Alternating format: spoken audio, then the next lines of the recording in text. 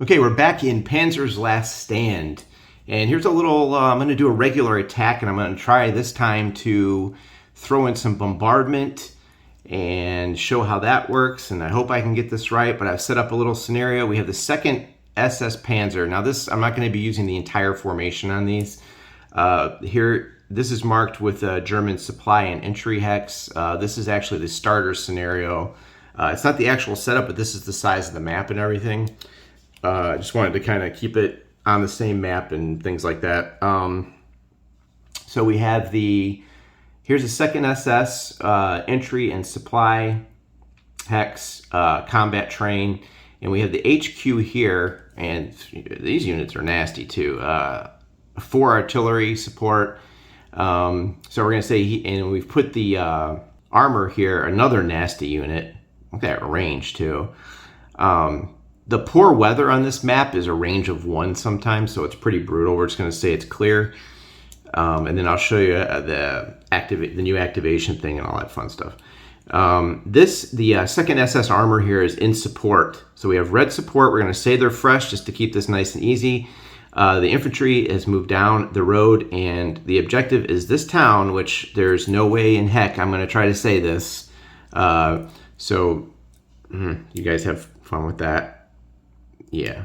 Anyway, that's the objective hex. So we do have an objective zone of 2 hexes around this town. And then back here is the 93rd Guards Division. They have limited support with this guy right here. Fresh. Here's another infantry unit. They're in travel move mode, sitting back here. And then the combat train and their supply hex here. So it's kind of an easy setup, and we're going to do what's called a regular attack, where you have an attack-capable unit up against an attack-capable unit. But we're going to try some support, and I'm going to see how I can do this. Hopefully I don't screw it up too bad.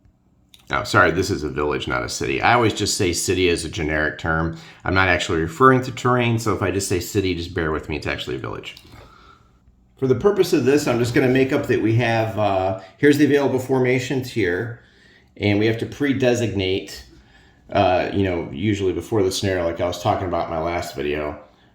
We have 1 primary activation here. We have to pre-designate that. So we spend that, and he's going to go into primary, pre-designated, and then we're going to go from there. Do I want to do the snafu roll for this? I think I just kind of want to make up, since I've already got an objective marker down, I might just say it passed, like he's going up. You can see here the... we'll say it's not the 2nd and 3rd of January. We'll just say there was no modifier to the roll and that I got it, and I was able to place the objective marker. 2nd activation's allowed. Available allotment must be expended. Yeah, okay. I mean, he's not done yet. We could technically put it down here to show that I'm using it. Yeah, we could do that, I guess. All right, the Soviets, yeah. Well, we don't need to worry about that right now. Yeah, so there's a whole little mini game in there with that activation thing. Make sure you read that over for Panzer's Last Stand, spoiling attacks, etc., etc. All right. I guess I could say when I activate him that he moves down 1, because he would have to stop. For example, if he goes down 1 hex, that's a secondary road. He'd have to stop there. And he's on the combat side. And the Russian unit is throwing off a non-armored vehicle Savfk, and leg and truck MA units must stop on entering and cannot move from EZOC to EZOC. So he must stop when he enters into this zone of control right here. All right, so just to cover what we would have done already, the pre-turn phase, the weather we're going to say is clear. I'm not going to do air points or replacements. Assignment, the armor was assigned to the HQ here, and we're going to say that was already there. And units enter or exit support, which is what we did. Orders, we're not using that. First player determination, I'm going to flip this guy over. He's activating, and there was the whole thing over here where we pre-designated and use that. We're going to say that Germans got to go and use their primary activation there. Okay, now how do we do this combat? That is the question. Let's take a look here, kind of walk through it. Oh yeah, we'd have to do a snafu roll, which we'll say we passed it. Objective placement, we placed an objective there. And then we do activities. Conduct the formation's movement, combats, engagement. If an MSR can be complete, return off-map combat trains. Flip ghost combat trains. If desired, remove prepared defense. All right.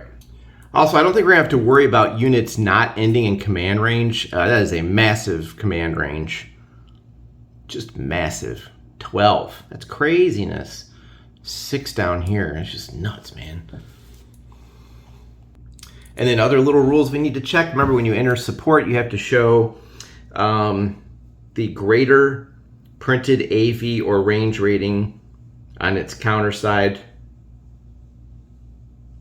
displaying the word support, if any. So this is actually a 2-sided unit right here, but you have to show that side when it's in support. It's an AT unit. Then, make sure I got the greater. Pretty sure I did. Yeah, well, 3, okay.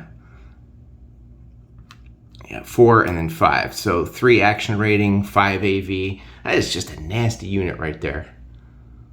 I probably should have flipped this around and done it the other way, but I've already shown the AV when I wanted to show attack capable. Okay, I think we got all that straight. Excellent, hopefully. All right, we're gonna be doing regular attack. Remember, you get 2 fire events, but the regular attack that the infantry does, it does not require or expend a fire event, but doing so finishes the involved unit and wastes any fire events that they have remaining. So he'll be finished when I do this regular attack. So just a heads up on that. And he is also known as a host unit, and that is his support attached up there. He's technically a host. All right, another thing to always check on, the objective marker must be placed in a victory hex or enemy non-support unit, and that's what we did here. We placed the objective marker there. I'm just ticking these all off the box here. I have to make sure my little miniature scenarios are complete. All right, finally we get to activities. There's lots of room for activities. Units move individually, not as stacks. All right, so we go down here. And you stop there, and then a unit that is not yet finished but is done moving and the player has started moving some other units cannot use any remaining fire events or movement points, but they can spot for a barrage. So that'll be interesting. All right, just a little reminder there. Let's take a look at what we're going to do. We're going to be doing a regular attack, and that's defined as set piece actions coordinated between assaulting and support units, here and here, and fires, yeah, to push the enemy out of a position on the ground. Resolve these on the combat table. That's why I wanted to demonstrate this, because we're going to be using a different table other than the engagement table. Now you'll want to check your terrain chart. Now the Panzers Last Stand has an Axis player book, and then on the back, you're like, when you look at the terrain key, you might look at that player aid with the turn record track and be like, what the heck, where's my terrain thing? Well, it's on the back of the player book here, and he's in a village. The village does count as terrain for a barrage, as well as, if I could just get, yeah, right here, combat and barrage, as well as for blocking. So when you look at the combat table, it'll say like defender has terrain, and that would be considered that modifier because he's in the village. Okay, so I just wanted to check the terrain effects there. See what was up with that. So I'm not sure I'm going to be able to pull this off. I may not have, well, we'll see. I just picked random units. We'll see what happens. Oh, just an aside now. Using the new activation thing, I'm starting to get the hang of why it might be cool. Could you imagine if I had all this set up ready to go and say he was still back here? I'm like, oh man, I'm going to take that town. Imagine if the Soviets had been able to activate first. They move up, attack the 2nd SS Panzer. That would be a spoiling attack, sending the 2nd SS Panzer formation chit over into the spoiled box. That would suck. But that's not going to happen in this scenario. Not on my watch, pal. All right. Next. All right. I've got 4 artillery points. I'm not going to use air, because air you have to roll on a separate table and all that fun stuff. I got 4 built-in intrinsic points here on that HQ. Man, I mean, just this whole formation is nasty. You can do a suppression barrage that generates a +2 die roll modifier in a regular attack, or a +1 DRM in shock. In either case, does the suppression barrage cause any step losses?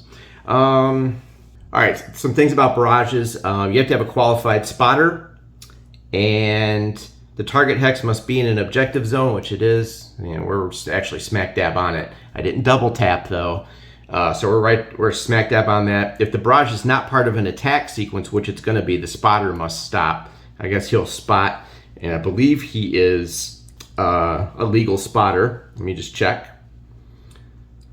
Must be spotted by a unit that began the activity phase in command radius. Yep. And is no more than 4 hexes away from the target. Correct. It is assigned to the active formation, including HQ. Correct.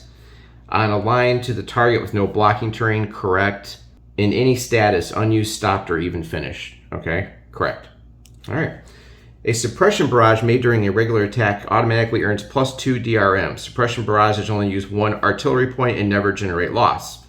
All right, so he's got 4 artillery points, so he'll use 1 here. And we're going to do a suppression barrage during the attack. I think that's going to give me a DRM of +2 then. And if you're new to the game, you might be like saying, Hudson, why don't you dump all 4 points? Well, suppression barrage always uses just 1. That might be the wrong idea. That might seal my fate, but we'll see. Oh, and finally, a few notes on barrages. A hex can be subject to only 1 destruction or suppression per activation. Also take a note that, oh yeah, your destruction barrages use a table, the barrage table. They're like a separate attack. All right, so we need to add up all these DRMs here. We've got an action rating of 3, and we know we're gonna get 2 from the suppression barrage, so they're at 5. Let me just do the math here real quick. All right, then we're gonna get, if you look on the combat modifier, or the combat table modifiers, pay close attention here. We're, dual or appropriate support attacker, only red AV. Okay, that's what we've got here. So we're going to get +1 for that support. We're up to 6. It is not a double objective zone. Pretty soon you're going to have these memorized, I think. Attacking formation has prep defense. No, that's just weird. Suppression mission I already added in. There's no assist. No shock attack. It's not an attack by fire. Shock attack AV unit is breakthrough or hard red. Well, we're not doing that. Okay. That's it? Just 6 total? What? 4. He has, it says here, dual infantry or real standoff in terrain hex, +1. City or urban, that is not city or urban as we discussed earlier. That is a village. So he's at 5 total. Hard red AV in an open hex. No. AV unit in urban hex. No. Oh yeah, I did. That's a common modifier. I should point that out. This one right here is to both sides. I almost forgot to count in his support. The defender needs any type AV support. And he does have that anti-tank in there. Okay, so even though he's limited, the defender is going to get +1. I think we're tied. I think we're tied at 6. Let me just double check. Yeah, it looks like I'm tied 6-6. That is awful. Yeah, maybe I didn't set this up as good as I thought I did. I think it's just going to be a straight die roll. That is terrible. Well, yeah, this turned out to be a rather bland setup I've got here. Well, let's roll and see what happens. All right, let's go ahead and roll. It's terrible. All right, here we go. I got a 9, and it's not modified. All right, so what you want to do then is you take your combat table, and you look up 9, and we got attack 1, situational, and traffic. Okay, interesting. All right, so I'll explain what that means. If the defender has prepared defense, which they do not, you'd have a prepared defense marker back here, and you have to be within command radius. It would be situational, right? And they'd have to retreat. Or I'm sorry, the attacker would take a step loss if there is a prepared defense. So that's not going to happen. Defender is situational. Retreat 3 hexes and flip to move side. If defender has prepared defense or is in behind key terrain. All right, so you want to check your thing here. And that's where you go here and you look at village. Does it say key terrain? It does not. All right, that's that one way over there. So it's not key terrain. Defender, sorry. Retreat 3 hexes and flip to move side. Defender has prepared defense or is in key terrain. He would not retreat, but take another step loss. Okay. So no step losses there. Yikes. So, yeah, I'm still learning all the little things in this game, but God, that attack sucked. You definitely can't treat this like a normal war game where you try to line up units and fight. It doesn't work. You really have to. Maybe I should have taken him out of support. I can't do attack by fire because the defender in attack by fire cannot have AV support, and he does it's limited AV support. But on the chart that I use, attack by fire, it says. Target must not contain an AV unit or AV support. Target must not contain, yeah, but he does have AV support, but it's limited, but technically it's still AV support. I think wow. Okay, so, that was crappy. He goes 3 hexes back and flips to his move side. So now he's unprepared. So you must go toward the HQ. It's going to be easy. 1, 2, 3. You can stack. Although that's the stack limit. All right, we're going to do that. All right, then we're going to take this pretty boss traffic marker. We're going to put that down in the city of yeah, okay, yep. We're going to put that in here. Oops. Flip this guy back over. I'm worse at the tweezers than I am with my fingers. We're going to put a traffic marker in there like that.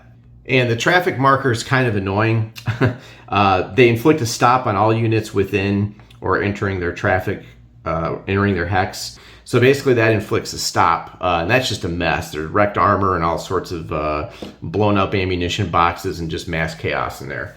Not really the result I was looking for, but okay, we'll take it. I mean, either way, I forced him out of the town. So, remember in this game, step losses aren't everything, but it's nice to at least have pushed him out and opened up this area. You want to take a look at 5.6a. If the defending stack in a regular or shock attack, which is what we did, regular, retreats or is destroyed, the attack unit must advance into the defender's hex. All right, so 2nd SS Infantry, we're going to move into the town, right into that traffic. And remember that does not cost movement points to do that. It ignores command radius, enemy zones it controls, and does not incur stopping engagements. But he's done anyway after a regular attack. So, assist units, if you had an assist, can advance after combat if they were stacked with the attacking unit. Assist units in other locations cannot advance. So if I had someone next to here helping me, he wouldn't be able to go in. But they were stacked together, 2 combat units, they would both go in. And then I should point out that if this was urban, there's a whole section in the 2.0 rulebook on page 33 about urban warfare. All right, so now what would happen was, if you remember, in Panzer's Last Stand, the primary activation does allow second activations. Let's say we fail, we want to do a second activation. Let's say we fail, because I just want to show you guys fatigue real quick. And I don't want to go through a whole other thing here. This video is already running almost half an hour. So let's say we fail the roll. We need a 4 equal to or higher. We fail that, okay? And then let's check the fatigue for the unit we're currently fresh. You can also forego a second activation. You don't have to do it. And then, when they're done, you should turn it like this, just to show that he's done.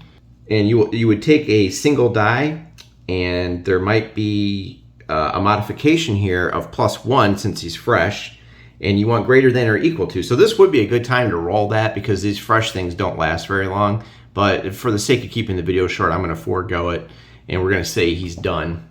Fatigue chart. Hold on one sec here. I got to find the fatigue real quick. All right, so no matter how many times you do something during an activation, you always want to take the worst the thing that is most likely to cause fatigue. So if you look here, you're going to say to yourself, well, if I only get fatigue if I roll a 1 because I just did this. But you got to look here. The worst thing possible is we did the attack sequence. So we did this, and you don't have to roll, for each one. You take the worst possible one. So we're going to roll a die, and if it's 1 through 3, our fatigue's going to go up.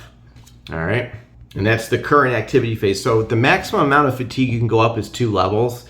So say I did a second activation. You're gonna, for this, after you're done with your second activation, you're gonna roll again for fatigue, but the most you can go up is 2. So let's see if we have a fatigue increase 1 through 3, and it happens. And of course I got a 1. So of course that happens. All right, so we dropped the fresh moniker there, and we're at 0. Remember, it goes 0, 1, 2, 3, 4. So we lose that +1 DRM to some things because we're not fresh.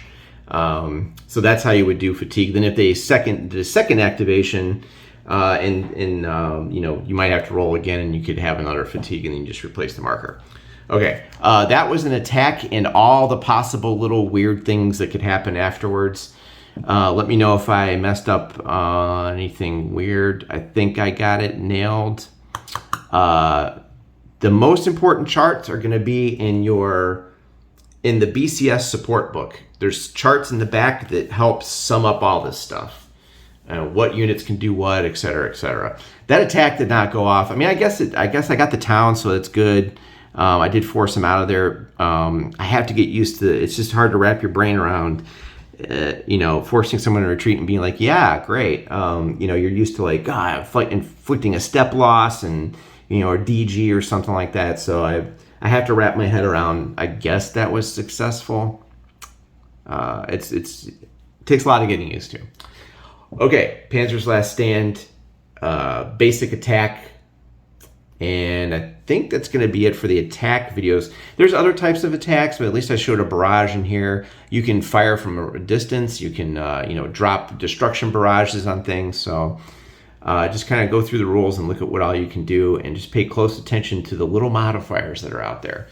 All right, I'm going to get this video up and continue playing after I set up this intro scenario. I'm going to set up the whole thing. And then I'm going to have some OCS Smolensk on the back table, because I want to try a few weird things in there. And I might bust out Blitzkrieg Legend. I'm feeling like hitting the plains of France again in 1940. The good old days, right? So, all right. Hope you had fun watching this. Hope it wasn't too long, but, I had to explain everything so people can watch them. All right, thanks.